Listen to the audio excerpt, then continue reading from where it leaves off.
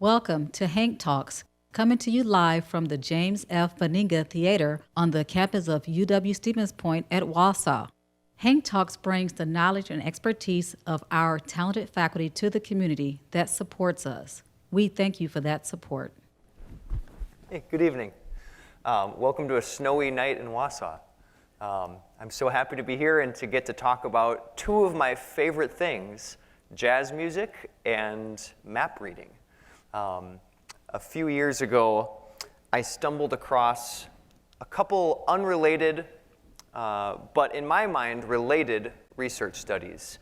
And those research studies had to do with the use of functional MRI machines, an MRI machine that can view and scan activity that's going on in the brain while a person in that MRI machine is doing an activity, is doing something.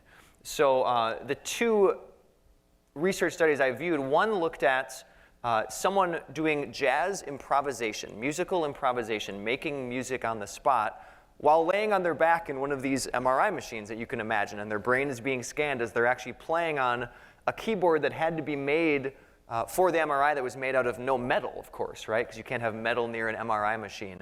And then looked at all the different parts of the brain that would light up as someone was improvising.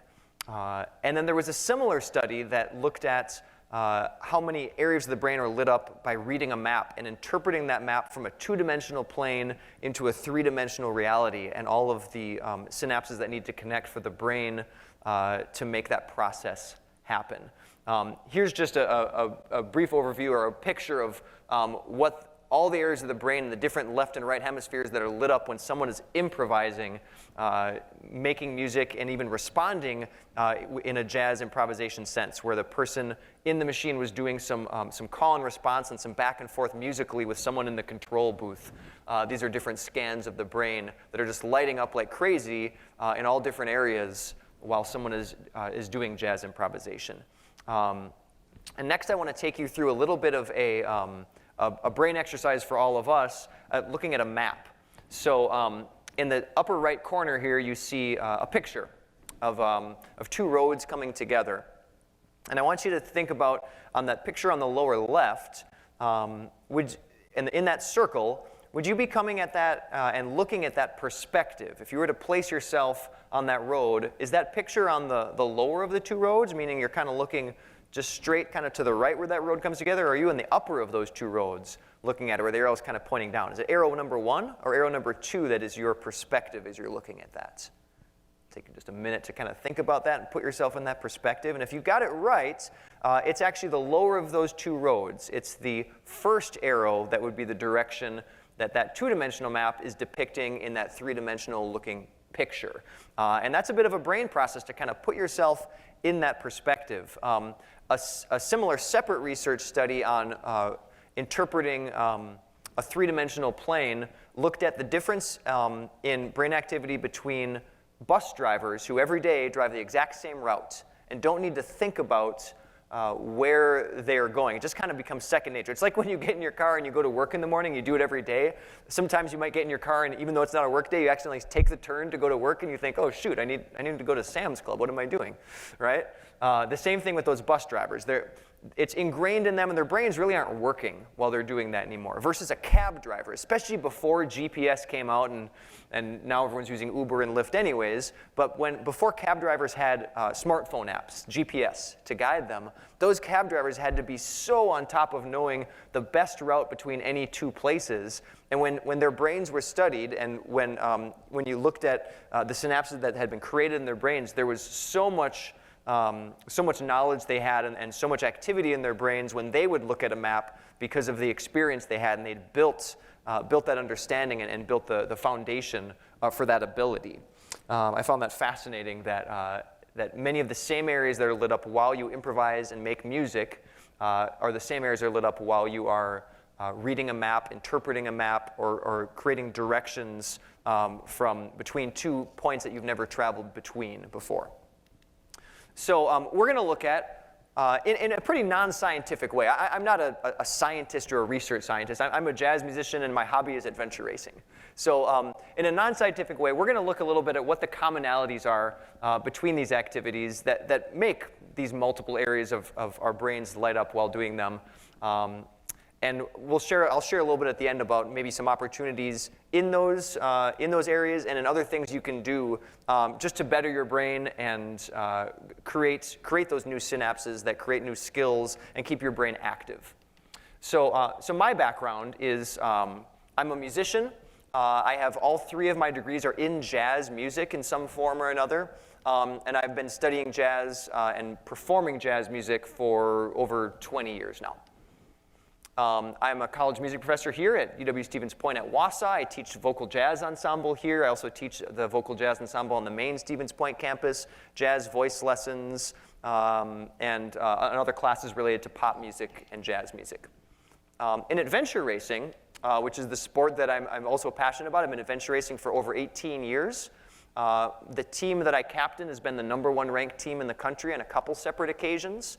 I'm a former collegiate national champion adventure racer and have finished first place overall in 65 plus races, and I'm getting close to 150 races I've done over the course of my adventure racing career. So I have a pretty extensive background in both of those activities.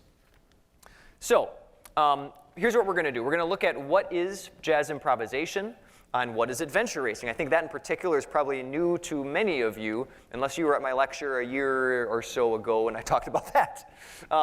We're going to look at how these 2 seemingly unrelated activities actually have a lot of commonalities between them, and what is the draw to these activities.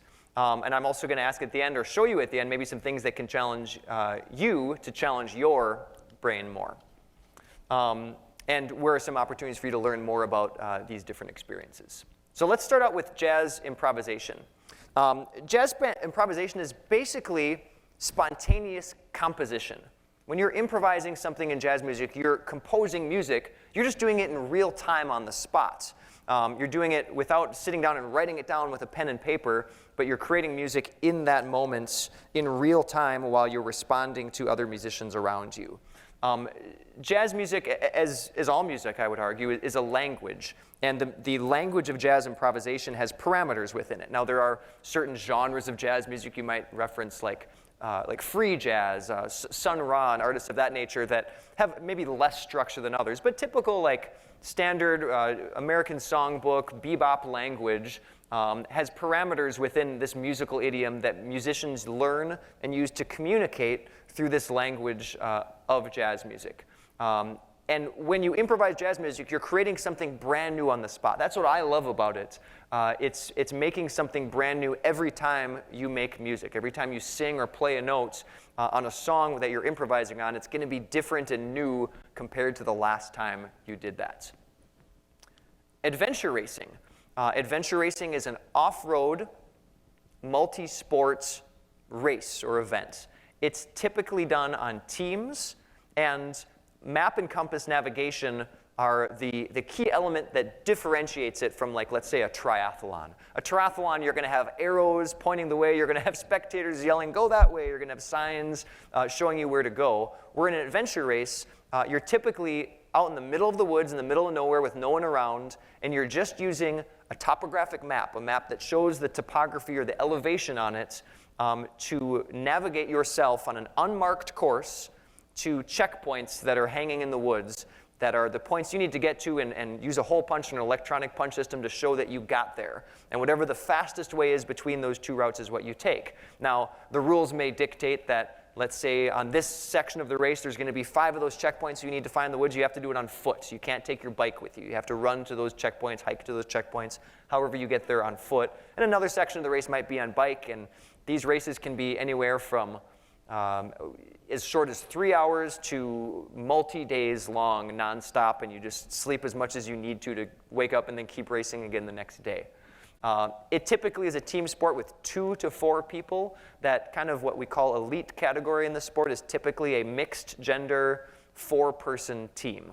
So you have, so on the team I race on, it's my wife and I typically, and then we've got a few different teammates throughout the country that we travel around and do races with. So you've got navigation, you've got route choice, how fast you're going, how long you can maintain that speed that applies to your endurance. And then all the teamwork elements of getting through a race course all collectively together. You have to stay together the whole time. Most races will even say you got to stay within 100 feet of one another for the duration of this race.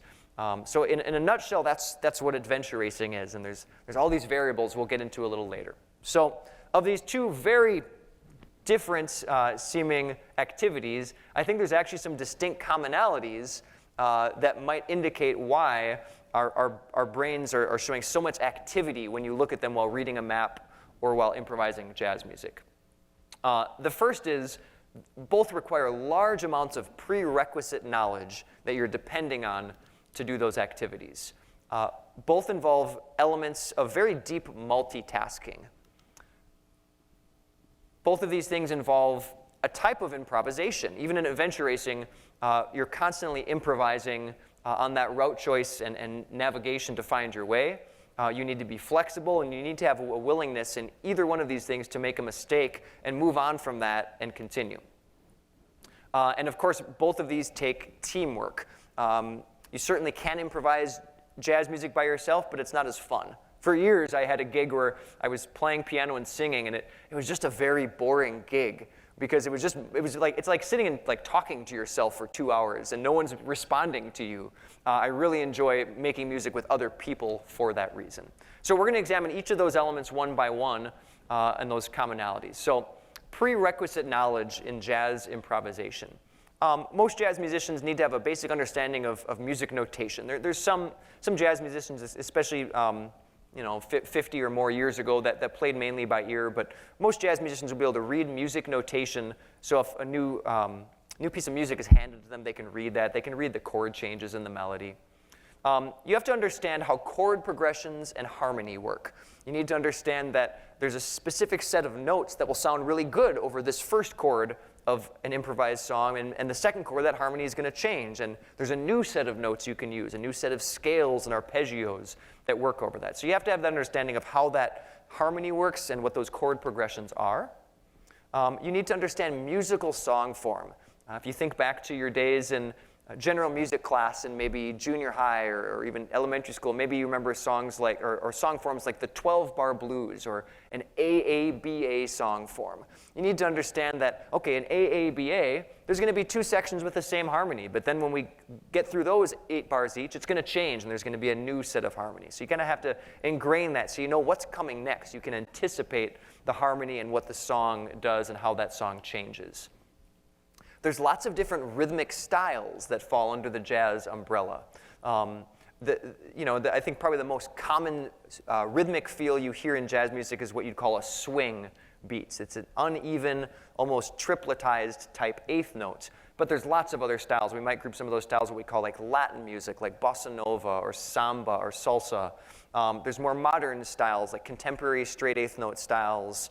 That are being performed more and more commonly in modern jazz music. There's also ballads. There's lots of different styles of rhythms that you need to understand within jazz music.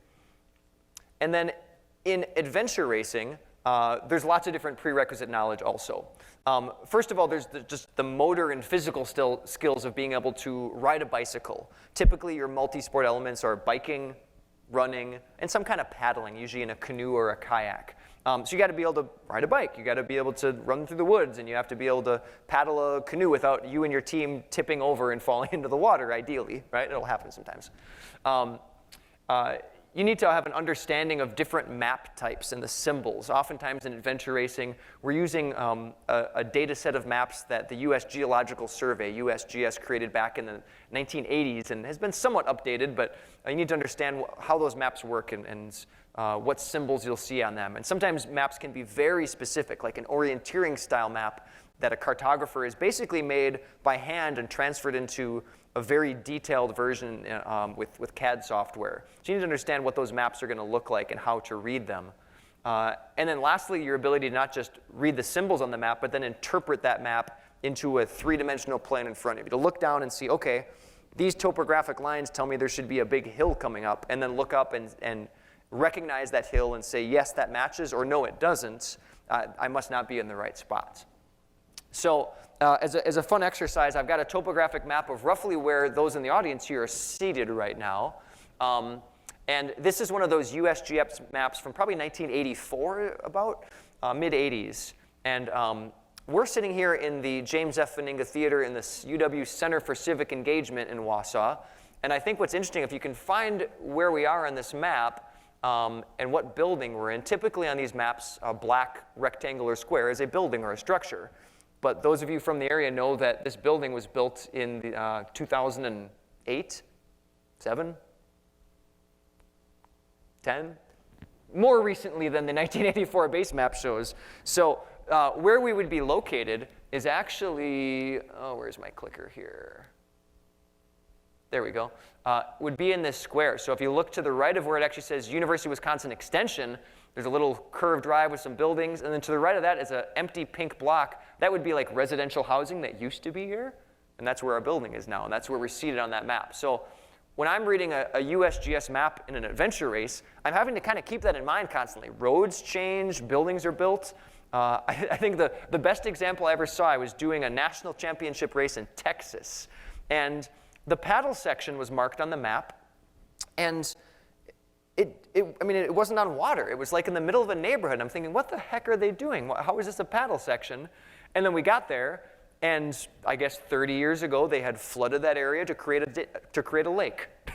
They'd leveled the houses, they'd created a lake, and that's where we were paddling. So the maps change. Now, the one thing that doesn't change, which you can also see on this map, is topography. Topography, unless you're using dynamite or something, typically isn't going to change the area. And here in Wausau, if you look at the top of this map, there's a really unique hill right here, just north of Marathon Park. And all those concentric circles, or ovals, I should say, create an ascending slope that right at the top of it is a water reservoir. Because of course you're going to put your water reservoir on the highest point around. So you can follow that topography up, and maybe in an adventure race, if this wasn't a residential area, that would be a great spot for a checkpoint. Put it at the top of a hill, go up to the water tower, there's going to be a hanging flag there, and we're going to run up that hill the fastest we can and then move on to the next point. So that's what a USGS map looks like. Here's just a quick example of an orienteering map. It's a much closer view. Instead of maybe 1 to 24,000, it's usually 1 to 10, even as close as 1 to 5,000 scale. And it's going to have lots of different color shading to show you the color of vegetation that is that's the base layer of the map, how thick the woods are, if it's open, runnable terrain, or if it's really thick bushes that you're going to have a hard time bushwhacking through when you're off trail. It'll show the different types of trails versus roads. And even it's going to show you things as specific as like there's a big boulder here. Like a black dot on the map indicates that's a big rock or a big boulder. So it's a very specific and very detailed map that I love to get in races, but they don't exist everywhere because it's a long process to make one of those maps. And lastly, here's another example of not in the middle of residential Wausau, of maybe what it might look like in an adventure race. So this is just a photo I took of a race we did in West Virginia of a trekking section. On the left side of the map where you see checkpoint 8 through 22, it says, that's where we had to drop our bikes in the middle of the race. I think it was probably 2 in the morning. This is a 24-hour race. And then we had to go, and I highlighted all the checkpoints on the map and then did some rough distances in meters. And then I had to figure out, our team had to figure out how to navigate to get to all those spots. And you can see there's some of them are pretty close to that red dotted trail. So you think, okay, I'll run on the trail till I hit this bend, and then I'll duck into that. But you can see some of them, like on the upper right side of the map, are a little trickier to find maybe, and you have to actually use the topography up in that area to locate your way. You know, let me see if I can see this here. Up here where 16 is, that would be like on what you call a spur. It's kind of like a descending ridge line. So I might have gotten that one, and then I think we actually went up all the way up to 12 next. So we went down in this reentrant above 16, climbed over another spur, and went down into this reentrant where 12 was, and then probably took a pretty straight bearing to the south, climbing out of that reentrant onto another spur to get 18. I think that's how we finished off that trek. So lots of elements of route and how we're going to find the best way, and was it worth it to go climb down an elevation, then back up and then down again? Or maybe we could have gone and contoured around. Lots of things to think about, much less this map, of course, doesn't have an indication of vegetation. So sometimes you get to a bottom of a lower entrant area and it can be really thick. And you have to figure out, well, you know, is it worth fighting through all this brush and shrub and briars, or should we go up and around? Lots of decisions like that to be made. I mentioned multitasking is a thing I think both of these reading maps and improvising music have in common. So in jazz improvisation, you have to be able to use your instrument, a physical instrument, piano, a horn, or your voice, in my case, and you need to be able to listen at the same time you're doing that. And that's a lot harder than you might think. When young improvisers start doing this, it's very easy just to kind of, what I say, close your ears to everything else going around and just focus on what you're doing and yourself, and not be listening and absorbing the information that's also around you sonically, the music that you're hearing.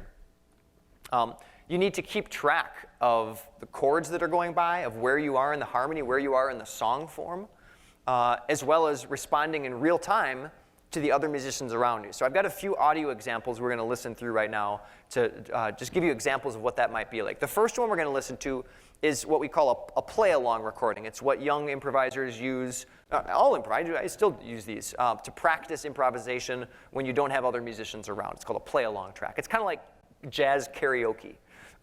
So the first one we're going to listen to is of a 12-bar blues. And here's your assignment. What we're going to try to do is we're going to try to count those 12 bars. And at the end of those 12 bars, join me in clapping on the downbeat of bar 1. So the way we count music, this is in 4/4 time. So you're going to hear a count off, and then it's going to be bar 1, 2, 3, 4, bar 2, 2, 3, 4, bar 3, 2, 3, 4, 4. So I'll start you out, and then see if we can find bar 1. And then what happens is, because it's a 12-bar blues, that is the song form, that's just going to repeat and repeat. And then, let's see if we can get that together. So here's that 12-bar blues. 1, 2, 1, 2. Here's bar 1, 2, 3, 2, 3, 4, 4, 2. Now you're on your own.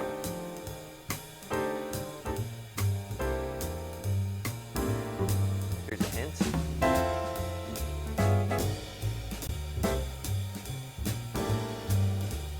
1.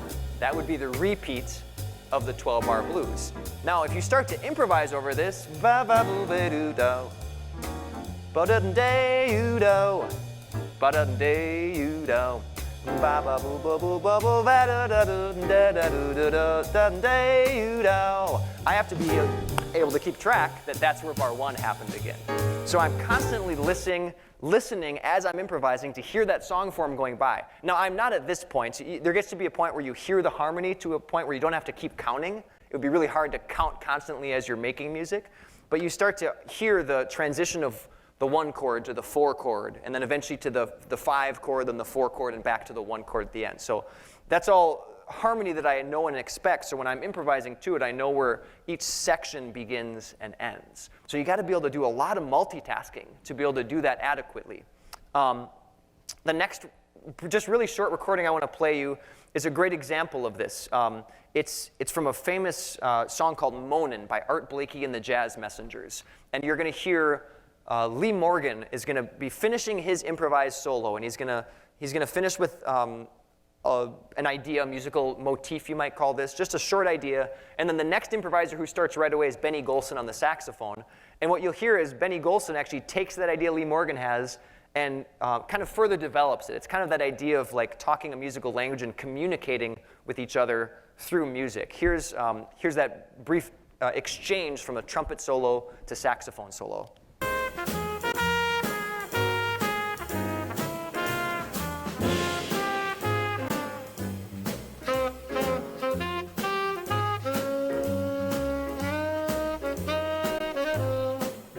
So did you catch that? The trumpet solo goes something like bum ba da da da da, or da da da da, and the next one goes ba ba da da da da, and changes it just slightly, but it kind of extrapolates on that idea. So you can tell that Benny Golson wasn't just thinking, okay, I'm counting bars, and I'm going to come in.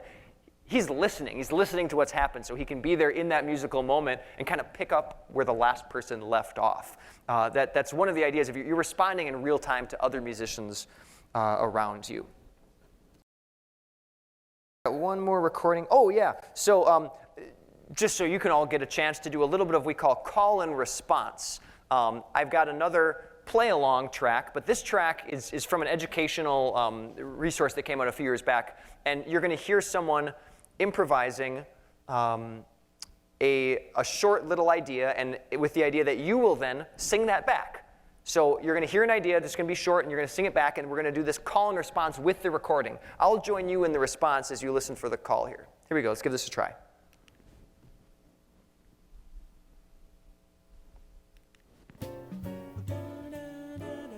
Da da da da. Ba da da da da. Ba da da da da. Ba ba da da da. Ba do da. Da do da. Ba ba da da da da. Ba ba da da da da. Bo-be-yeah. Bo-be-oh. Bo-be-oh. Ba-do-da. Bo-bo-bo-be-oh. Sa-de-de-oh. So-bo-be-be-de. Se-be-oh-be-oh. So that's what you call like a little bit of call and response. Now, sometimes call and response can be exact replication like we just tried doing. I hope you were successful in that at home, those of you watching along. Or it can be a conversation where one person says something kind of like that last piece we listened to, and some person responds with something similar, but might be a musical response that's slightly different. By the way, if you were listening closely and you had your jazz ears on for listening for what harmony was that, that was the famous George and Ira Gershwin song, Summertime, from Porgy and Bess. Same chords that you would hear in the song Summertime, a classic jazz tune that's been recorded by hundreds of different jazz musicians. All right, so there's also elements of multitasking, of course, in adventure racing. So in adventure racing, first of all, it's all that goes into reading a map, those skills we talked about earlier. And then on top of that, you're reading a map while moving. And just like in jazz improvisation, that's also harder than you might think. So on my bicycle, on my handlebars, I have what's called a map board. And it's actually, which is what you think it might be. It's a board that I can put a map on. So as I'm riding my bike, even on trails or off trail, I'm looking at the map as I'm riding and then trying not to go over my handlebars by hitting something. When I'm running through the woods, I'm also looking at the map, and I'm constantly going back and forth assessing where my feet need to be placed so I don't twist an ankle or fall over, but also like looking at the map and making those decisions of what route we need to take to get to the next checkpoints. You need to manage your nutrition. The longer races that our team does, oh yeah, sorry, while looking for checkpoints also. So I mentioned you have these flags hanging in the woods. You're looking for those also as you're approaching the checkpoint. In terms of nutrition, it might not matter so much if you're doing like a 3-hour race. You can probably get by with that, with not too much. But when you get into these longer races, I've heard it called by other racers that these ultra-distance races are really an eating contest with some running, because you need to be able to constantly fuel to keep your body moving. And then assess how is my body doing? Am I low on energy? Do I need more calories? Do I have too much sugar? Do I need more carbs? When we get into these multi-day, we've got a couple 5- and 6-day races we're training for right now this next summer. A big part of that is kind of having an understanding of what we're going to need to eat to get ourselves through the amount of calories we need to race 23 hours a day. You need to make sure you take care of your feet and your gear and your clothing. We had a race just last weekend. We were racing in the rain for 18 hours nonstop. And it was pretty chilly here in Wisconsin with the rain that we had. So it's a matter of kind of managing our temperature and making sure we have the right layers of clothes on and the right type of clothes and wool instead of cotton, let's say, to keep ourselves warm so we can keep racing and keep moving. And then of course, it's taking care of your teammates and looking out for one another. Sleep deprivation can become a really big element in adventure racing when you're going multi-day and you're sleeping probably on average 1 hour a night. So you need to keep an eye on your teammates. You need to keep an eye on how everyone else is doing. If their energy levels are low, and you need to make a suggestion to help them out. There's all these different elements at play in the sport of adventure racing. That's not just the map reading component, but all these other team dynamics and endurance sport dynamics that play into that. So it's keeping track of time, making sure you get in on time, all this different race strategy that comes into play.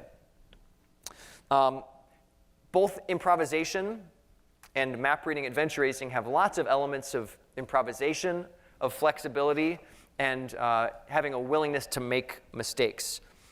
So in jazz music, you need to use your ears to make changes and anticipate what's coming next. Anticipate if something just happened, if the bass player has changed the root of the chord, how can I musically respond to that to match what they're playing? If I hear an interesting rhythm in the drums or the piano, how can I musically engage with that person to make a change based on what maybe I was anticipating doing, but accommodating what someone else is playing or singing at the same time?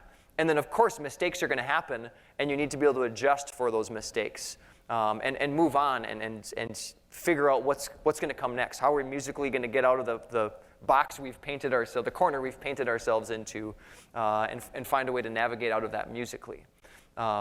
You really can't be self-critical when you're improvising. You can't think, oh, that was a bad note, because your brain constantly has to be on that next thing. How am I going to make good music from here? Even if something didn't go as planned, even if I sang a note and it wasn't the note in the chord I wanted to sing, I need to go right on to what's next, because if I dwell on that, my mind is focused on something else, and I'm not going to make music from that point until I've dropped that and left that behind. So you have to be willing to make those mistakes and be okay with it and just move on. In adventure racing, I think the same applies. I can count on one hand how many adventure races I've done. Of the 140, 150 races, how many I thought went perfectly, that I navigated it just perfectly. Because mistakes are almost always going to happen. And you need to kind of figure out where you are, what the problem is, and how to find yourself on the map to get out of that. I'm the navigator in our team, and I think I'm a good navigator, but I think one thing that makes me exceptional in the competitive race scene is my ability to figure out, okay, something went wrong, what was it, how do I adapt, and how do I move on quickly from that to keep moving forward and figure out what that mistake was. I'm constantly kind of playing devil's advocate, if you will, in my mind of where I am on the map, and could I be at this next hilltop over, and if I was, what would that look like? Brain is constantly cycling through those scenarios to keep our team moving forward and make sure we mitigate any possible mistakes that would happen while traveling at the fastest possible speed. Sometimes it's the element of just taking risk, and based on that risk, it's a risk-reward scenario. It could be if we're in second place, we take bigger risks, we're trying to get into first place. Or it could be we take the safer way around because we know we have a cushion and we don't want to just get ourselves into a bad situation. Sometimes it might set you back, but sometimes it might get you ahead quite a bit. As I mentioned earlier, the terrain isn't always going to match what's on the map. And even sometimes you think it's going to be a really fast way through, but it's just a field full of raspberry bushes, and you're going to just get eaten alive with burrs on your legs if you try to go through the 500-meter of open field of raspberry bushes. So then you got to take another plan and maybe change your route, change the order you're going to find the checkpoints in, find another way around, find a road that's nearby that's going to be a lot faster to travel on. Yeah, it's all about making those changes on the fly, making those navigational adjustments based on all those different factors that are coming at you. It could even be a factor of how your teammates are doing. If our team is really low on energy, I'm going to pick to take the more straight approach that might be a little bit more walking and hiking of a bushwhack through a woods than a road run that is going to be twice as far around that in the beginning of a race would be faster. It's going to be faster to take a road almost twice as far than bushwhacking through the woods for let's say, a kilometer. But if our team is really struggling energy-wise, I'm going to assess that and make that decision. Okay, we're a little slow right now. Let's take the shorter route to save our energy.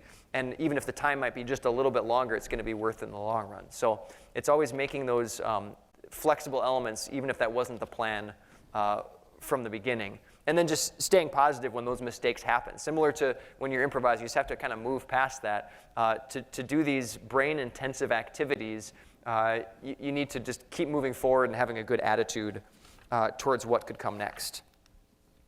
And then the final thing I wanted to talk about was the elements of teamwork in both these activities. The element of working with other humans and taking in what you're getting back from them in these two different elements.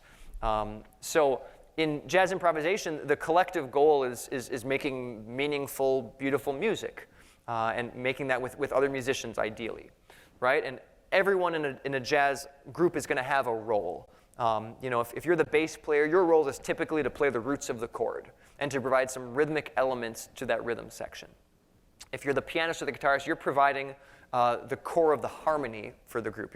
You're the instrument in that group that typically is the one instrument that can play more than one note at a time, so you're the harmonic element to that group. Versus if you're a singer or a horn player, maybe you're providing the soloistic elements. And these roles can certainly change. The drummer is providing rhythm, but there's all kinds of different ways those roles can interplay with each other. I'm going to play an example of that in a moment. And how can you complement each other? How can you complement what the other is playing? So I have 3 musical snippets I'd like to play. Each are from a recording of the great jazz pianist Chick Corea and the great jazz singer Bobby McFerrin. They put out a live album back in late 90s, early 2000s. And this is one of the live performances from that they put on that album. This is a recording of a famous tune called Blue Bossa. And you hear at the very beginning of this, Chick Corea starts on the piano, and based on what Chick Corea is playing, Bobby McFerrin comes in first with some vocal percussion, then feeling like maybe he needs some more of a rhythmic element, adds some body percussion sounds to that, and then adds, in addition to that, starts singing a bass line. And based on the rhythms Chick Corea is playing this tune in, he jumps into what you call a tumbao, kind of a samba-type bass line that he adds in on the bottom of this. And I think it's fascinating, the interplay you can hear just from the start as they're improvising this tune. So here's a little bit of Bobby McFerrin and Chick Corea on Blue Bossa.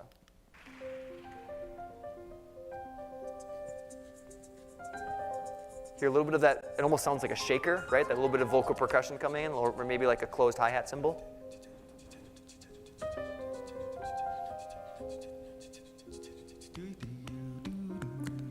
There's some body percussion, a little bit of a vamp, and then when Chick Corea starts the melody here, in just a moment, you'll hear that full bass line come in that outlines the harmony of the song.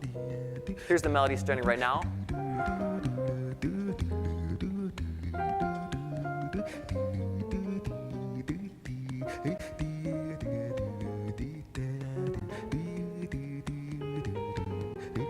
And then he'll repeat the melody one more time slightly differently.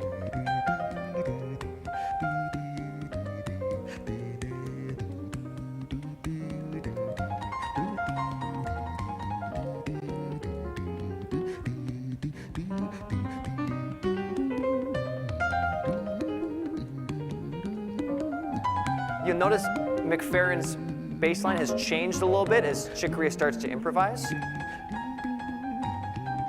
He adds some more upper register notes and arpeggiates higher. So I'm going to jump ahead further in the recording. The whole recording is beautiful, but it would take up quite a bit of this lecture just to play the whole thing through. There's a cool transition here in the middle from the end of Chick Corea's piano solo to the beginning of where Bobby McFerrin starts to improvise. And in particularly as Bobby McFerrin's improvising, there's some really great musical interplay where Chick Corea and Bobby McFerrin kind of latch onto each other in some rhythms that they play and can anticipate the other playing and singing at the same time. So here's the end of Chick's piano solo leading into the vocal improvisation solo by Bob McFerrin.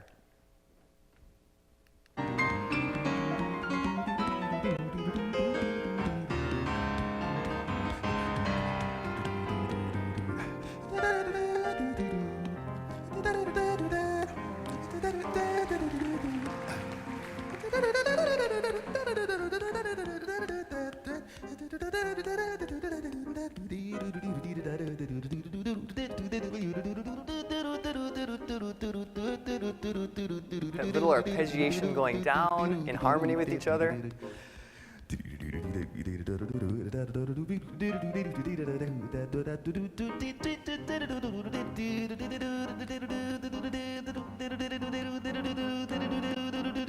They play some harmony that's outside of the song right here at this point.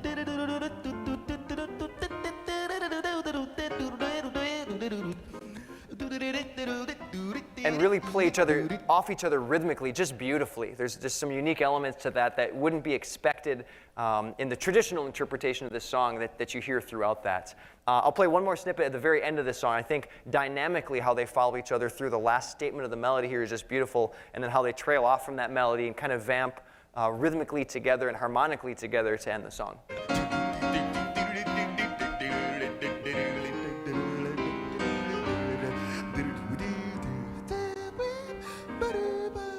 This time with McFerrin on the melody.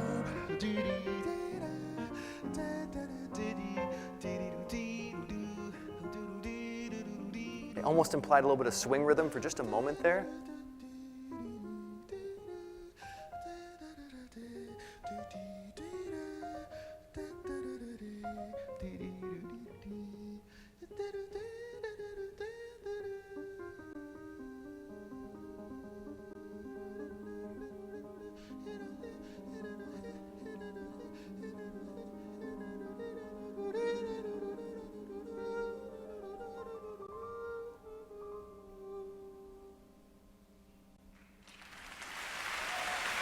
You can tell just they're incredibly locked into each other, just with their ability to go from the end of a pretty full kind of solo sound into the melody, through the end of the song there, changing some rhythmic feels together pretty simultaneously almost, it feels like. They've made music together for years, so they're very in tune with each other in listening for what the other person is anticipating having coming up with.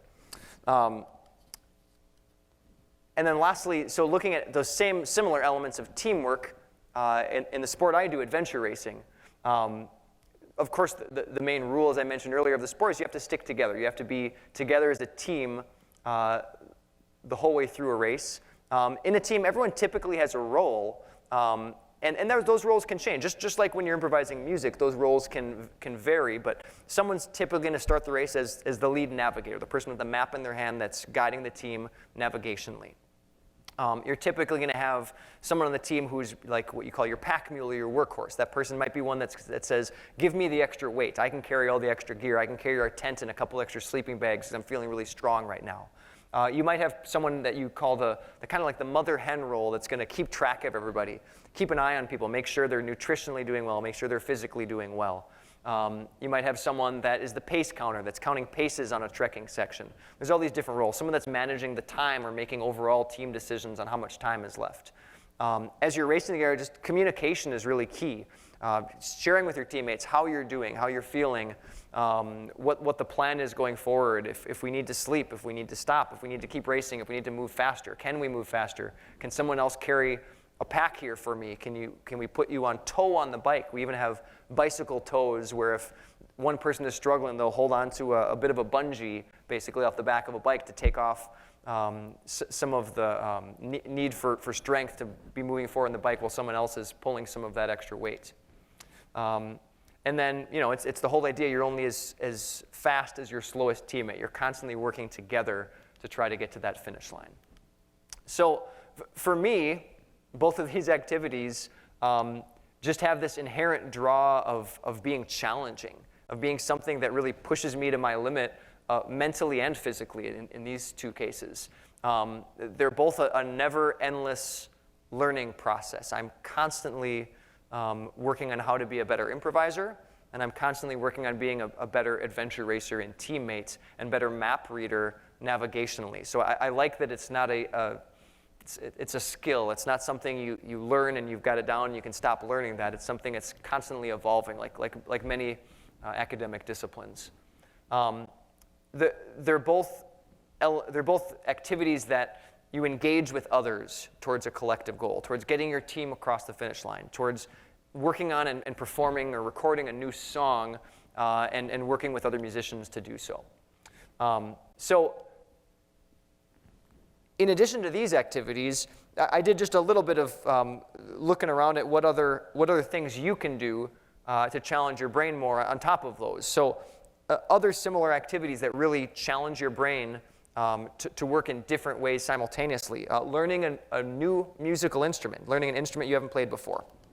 A big one is actually just turning your GPS off and trying to get places without your GPS telling you where to go.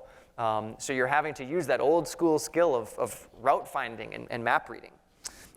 Memorizing a poem or a song lyric. Learning a foreign language or a new computer program. Similar to music, those are all different languages. Putting down your calculator and just doing the math in your head. Seeing if you can do it in your head rather than writing it down on paper, right? Learning a strategy-based game like chess or mind puzzles, Mensa puzzles, things of that nature. All kinds of other things, like even just things as simple as telling your Alexa device to give you a new word every day, right? That you're going to learn a new word every day. Trying to use your non-dominant hand, doing a new movement activity, yoga, tai chi, something like that. Memorizing phone numbers instead of just putting them in your phone and having them on speed dial. I think at this point many of us just know our direct like spouse or maybe mom and dad's number, kids' numbers if you have kids, and that's it. So memorizing other numbers, building something, seeking out other points of view, being inquisitive. These are all different activities that help you use your brain in more meaningful or just more ways that challenge your brain more. If you are interested in learning more about jazz music, luckily we have concerts here at the university. So we have a concert coming up here at the UWSP Wausau campus in this space, in the CCE James F. Fenninga Theater, on Thursday, December 1st at 7 p.m. It's a concert that will feature a bit of classical music, but also 2 different vocal jazz ensembles. Then those vocal jazz ensembles will also be performing down in Stevens Point on Monday, December 5th at 7:30 p.m. in Stevens Point. And then we have a vocal jazz festival every year we host on the Wausau campus, the UWSP Wausau Vocal Jazz Fest. That's going to be Friday, April 14th. At 7 p.m. is our guest artist concerts. We're excited to announce that guest artist soon. The Jazz on the River, which pre-pandemic used to happen every Sunday in July and August, is coming back in 2023. And it will, it's hosted by the River Valley Jazz Society, and it's Sunday evenings from 5 to 7 p.m. downtown Wausau. So I know it's just starting to snow, so we're not quite thinking about summer yet, but mark your calendar. July and August, downtown Wausau Jazz on the River are great places to all hear jazz music. There's lots of other great music in Stevens Point, the Riverfront Jazz Fest. Concerts even come through the grand occasion with great jazz artists. And then the plug I'm going to give you for adventure racing is check out the Rib Mountain Adventure Challenge. If you or someone you know might be interested in this sport, we have a race as short as 3 hours. And the race directors for that event are myself and my wife, Anna. And we love putting on this event. It's going to be in its 8th year. We have grown to be the largest adventure race in the United States. And every year we host it within about either in or within 40 miles of Wausau. We purposely keep it a secret because it moves to a new location every year and doesn't necessarily use Rib Mountain State Park. We just named it that after the inaugural year. So that's a 3-hour, 8-hour, and 18-hour adventure race. And the 3-hour race just has a 5K on foot, 5K in a canoe that we provide, and 15K on bikes. So it's very accessible for someone even that's just done a 5K and has a bicycle if they want to start out with that beginner-friendly 3-hour race. And then the other plug for that race is it's a great fundraiser for student scholarships here in the music department on this campus and the main campus. So I hope you check out those events. It's been so great to have you here in person this evening, and I hope everyone online enjoying the evening as well. And I think now I'm gonna, Anna Herder-Rapp is gonna come to the stage, and we're gonna chat and maybe do a little Q&A.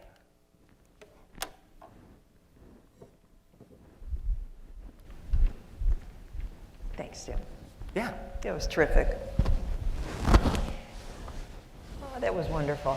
And I think what I like the most about this talk is you combined very nicely your personal passions and your professional passions, and you showed us how they intersect and how they really animate who you are as an individual, who you are as a professor in the classroom, and the person you are in the community interacting with people too. So Thanks. Thank you for It bringing was this. really fun for that reason too, of course. So you may not know this, but Tim is our first time two-time Hank Talker. So you are the first one to deliver 2 Hank Talks I'm honored. for us. It's good to be back. So thank you for doing that. I want to welcome our in-person audience and our viewing audience this evening to the Fenninga Theater. I am Ann Herder-Rapp. I'm the former campus executive. I stepped back into the classroom this fall with much joy, even when grading. But tonight I am subbing in for our new campus executive, Ozala Toms, and I'm glad to be back. I do want to say a few words as we start the sit-down portion of the Hank Talk tonight. Just remind folks about the origins of the Hank Talk. We conceived of this series, gosh, I think we might even be like heading into our 3rd year. I don't know. But we conceived of it because we are really very much supported by the community. Quite literally, the community, the county owns our buildings and maintains them for us, these beautiful buildings, and we wanted to give back to the community. And I think there's no better resource, no better way to give back to the community than to have Tim come a second time and give a Hank Talk. So, and then just a little word briefly about the origins of Hank Talks. So you see that on the screen. Chris kindly left that up for us. Hank, who is featured there, is our mascot, Hank the Husky. And about 8 years ago, one of our students redesigned the logo, and we thought it'd be really nice if we could get Hank out in front of the public a little more. So hence, Hank Talks. So we are going to move to the part where we answer audience questions. I have students on the brain quite a lot. I just got done grading. So we're going to go to audience questions, both in the chat on YouTube and in person. And Chad is going to be the remarkable person that monitors both of those and has the mic in his hand. So if anybody wants to talk here in person, they can wave and Chad will find them. And then somehow he's also going to keep track of questions that pop into the chat too. So we've got a question from the audience, the in-person audience first. Tim, do you know of other adventure racing teams that are made up of just musicians like you? Yeah, I do. I don't think there's a lot that I'm aware of. One of my teammates, well, my wife is also a musician, but not professionally. But one of my teammates is a professional musician, who is a musician in Chicago. And there's another really great racer on the East Coast of the United States that's an exceptional racer. He beat me in the solo national championship. I took second place this year in that race, and he finished ahead of me. He's also a professional trumpet player. And there's a few others. I'm forgetting probably a couple right now, but there are a few. Yeah, and it's always fun to get together and talk with those people about our shared experience of the depth to which those two endeavors take us, I think. That's a terrific question. Do we have other questions from our audiences? My question involves both the adventure racing team and jazz combo. Who makes the decisions in a jazz combo that's trying to do some innovative work? Is there one person who's the guide in an adventure racing team? Is there one person who makes the ultimate decision about which route you're going to take? I mean, these aren't democracies, I assume, are they? That's a great question. So it can vary. In a jazz combo, it tends to be the majority of the time a democracy of everyone contributing, everyone coming up with ideas. However, if let's say one person in the group wrote a song and brings that song to the group, they might have very specific ideas of how that should be played and what order that should go in. So in a situation like that, they would be the one that's dictating, oh, I'd like you to play this a little more in 2 than in a walking 4 in the bass, or can you do this on the drums?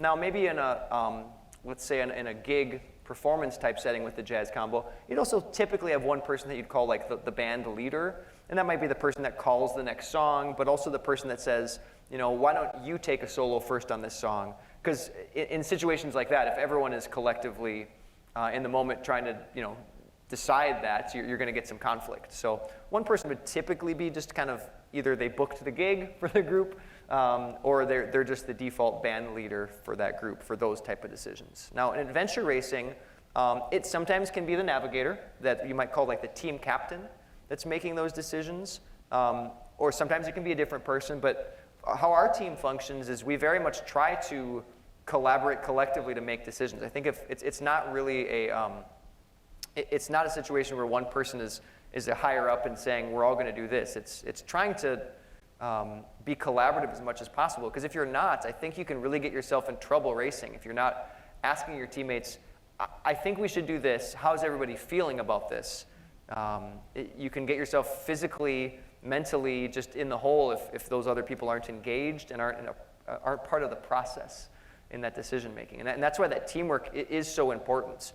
Now, that team captain, if a really crucial decision needs to be made on the spot, that team captain is usually going to be the go-to person to make that if it can't be decided, if there's some conflict within the team or something.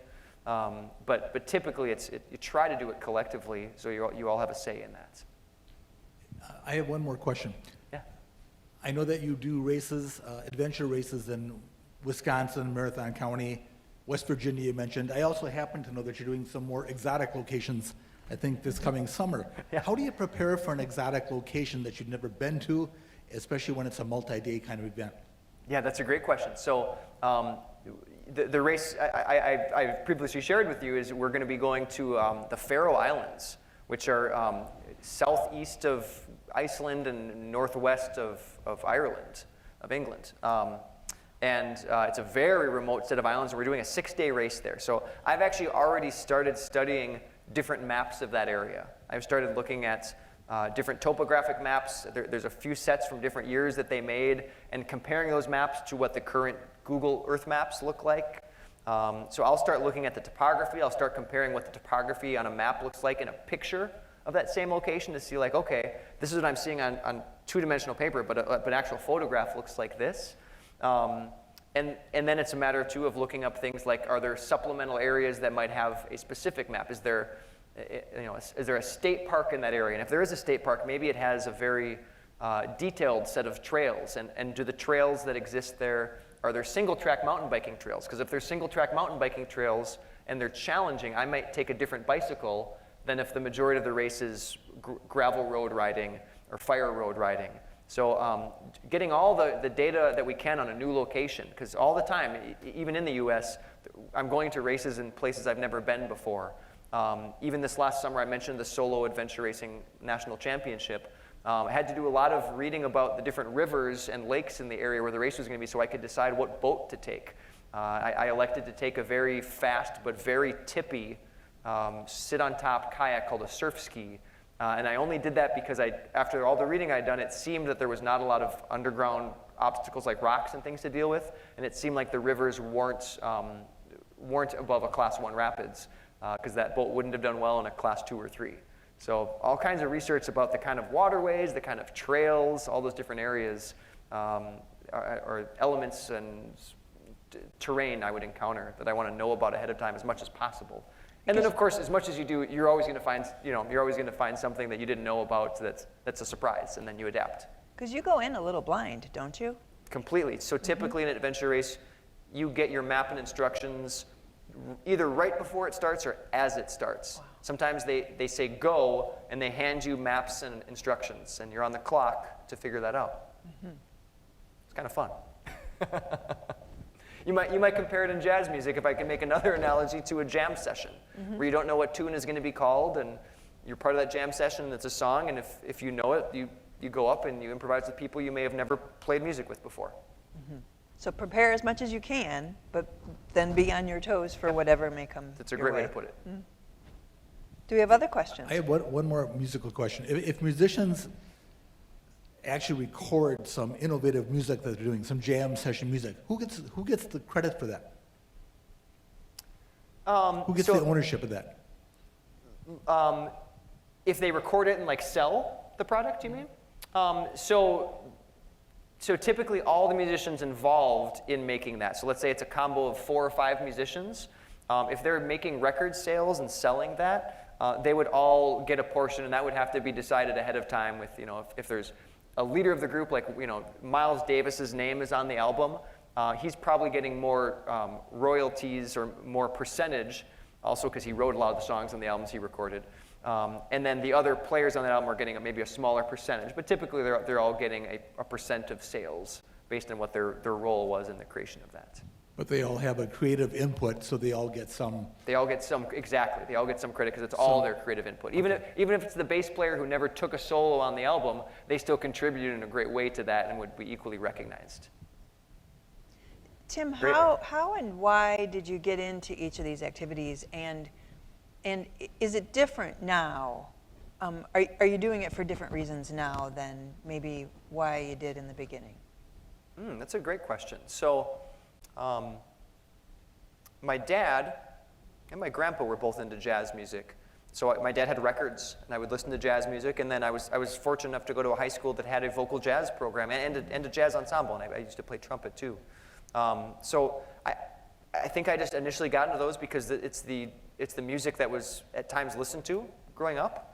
And it was something in high school that appealed to me because of that. It was fun. And honestly, with jazz music, I think that's still why I do it. It's fun. it's a challenge, but it's also highly rewarding. And I think that's what keeps me excited and interested in it. Adventure racing, years ago, there was a show on TV called the Eco Challenge, and it was a Mark Burnett reality show before reality TV was a thing, where he just filmed a 10-day long adventure race he created. And watching that got me and my girlfriend at the time, now my wife, excited about the possibility of doing a race like that. And we eventually found some locally in Wisconsin at the time, and started doing them. I think the initial draw of it was just the excitement of just doing something somewhat spontaneous and somewhat, adventurous but spontaneous. But then as years went by, we started to get more competitive. And I think that has changed a bit, because for us now at this point in our racing career, it's hard to come out of a race and say, well, it was just fun. We didn't win, but it was fun. We want to win. That is very much a competitive activity for us now, where we pretty much go into every race we do hoping and expecting to win, and probably, frankly, are a little disappointed if we don't. And that has certainly changed from the mindset of the first 24-hour race we did. We literally stopped and had a picnic in the middle of it, because it didn't matter how we finished. We just thought, oh, this is a really nice spot. Why don't we sit down and eat? And we would never dream of stopping and eating at this point. We're eating while running or biking at this point. We select foods that can be eaten while riding a bicycle, very specifically, right? So that has certainly changed over the years. Chad, do you have a question in the chat? We had a comment from online. Thank you for the improv section. Somebody enjoyed singing along. Great, awesome, good. And also a question, and this is related to the Bobby McFerrin example. Did the interplay with Bobby McFerrin, where they had some off-song harmonies, end based on a feeling for how much time had passed, or was it more from cues given by one or the other? I think if I'm understanding the question correctly, I don't think there was a specific, I don't think it was pre-planned that there was going to be a certain amount of time that would pass and then they would do that. I think probably what happened is one of them in that moment decided to change a note and in effect change the harmony, and immediately the other heard it and reacted in real time. I don't think it was a visual cue of any way. I think that is just strictly an aural cue, that one made a pitch or note change, harmony change, and the other immediately adapted and changed that, which is what speaks to their brilliance as musicians, that they can adapt and hear those changes so quickly and rapidly. Okay, and once they had played with it enough, then they went back to what had been normal. Yeah. So they do that for a little bit, and then wait. They either feel that together or wait for one person to make that shift back, and the other immediately follows. Good. We're approaching the end of our time, but I did want to see if we could bring it back to what we do, I think, really well on this campus, with a focus on teaching and teaching well. So do you think that these two activities, do they inform your work in the classroom? How do they enliven and influence what you do with students? Yeah, absolutely. So I think it's probably rather, it's obvious that jazz improvisation affects how I teach jazz music, right? Mm-hmm. We're working on improvising, we're working on being musicians who can work collaboratively, who can hear harmony, who can hear note changes, and who are listening for each other, all the skills we talked about in jazz improvisation in the lecture today. And then yes, I do incorporate talking about, maybe not even so much specifically talking about, but my experience in adventure racing. I think one of my big takeaways from that is it's taught me to be someone who can deal with adversity and deal with things being difficult. And oftentimes I'll reference that in working with my students, that sometimes things aren't going to go as planned, sometimes things are going to feel tough, sometimes it's not going to go how you want it to, and you're going to have to spend more time and put more work in to get where you want to be. And I've learned a lot from just doing physically hard sports that I sometimes bring into my classroom and my private music teaching, working with students that I can speak to in an analogy sort of way. I think also even the elements of just collaborative teamwork really directly apply to the ensembles and the choirs I teach, the vocal jazz ensembles. There's so much just getting along and working together that's important in those dynamics that I see in the sport of adventure racing with our team that we're constantly working on too, and I can bring that back to the students in the classroom. Terrific. Again, I will say, you're a terrific resource for this campus, so thank you for doing this. Really, it was terrific. Thanks a lot, Ann. This is fun. So happy. Well, I'm going to wrap up by just saying thanks to everybody who tuned in and showed up for this evening's Hank Talk. Our next Hank Talk, we have a bit of a break because we're approaching final exams and the holidays, and then there's the winter break in January. So our next Hank Talk is February 21st. And again, people will be able to watch it in person or via YouTube. So keep an eye out for further information about that. If you just go to the campus webpage, uwsp.edu/Wausau, and then look for Lecture and Arts and scroll down and you'll find the updated Hank Talks information. So finally, special thanks to the folks that make things happen behind the scenes. Chad Primo on the mic and doing all the other things that he does to make this happen. And of course, the amazing Chris Berg, our theater and media manager. So thank you guys. All right. Good night, everyone. Stay safe in the snow.